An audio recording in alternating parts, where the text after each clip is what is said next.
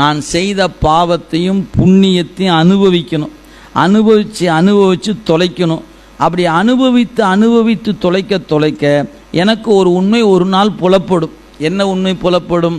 பாவமும் பிறப்பை தரும், புண்ணியமும் பிறப்பை தரும் என்ற அறிவு எனக்கு வரும். அப்போ புண்ணியமும் பிறப்பை தருமா?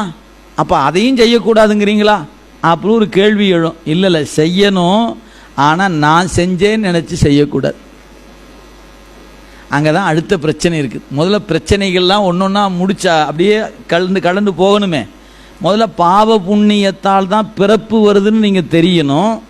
அப்போ தெரிஞ்ச பிறகு அதை செய்யாமல் இருப்பது எப்படி? செய்யாமலாம் இருக்க முடியாது, செஞ்சு தான் ஆகணும். ஆனால் அதை செய்கிற பொழுது நான் செய்தேன் என்று நினைச்சிங்கன்னா உங்களுக்கு பிறப்பு வந்துக்கிட்டே இருக்கும். இது நான் செய்யலை, இறைவன் என்னை ஒரு கருவியாக கொண்டான், அவன் என்னை பயன்படுத்துகிறான், எனவே இந்த செயலுக்கு நான் காரணம் அல்ல, அவனே காரணம் என்று கையை காட்டி நின்னீங்கன்னா புண்ணியம் உன் கணக்கில் ஏறாது. இதை அறிவு சிந்திக்கும். படிக்கும்போது இங்கே உட்காந்து கேட்கும்போது வெளியே போனோடனே அறிவு என்ன பண்ணும்? அவர் அப்படித்தான் சொல்லுவார், நாம தானுங்க கஷ்டப்படுறோம், வெடி தூக்கத்தை கெடுத்து சிந்தித்தது யார்? நாம தானே சிந்தித்தோம், இதை இப்படி பண்ணலாமா, அதை அப்படி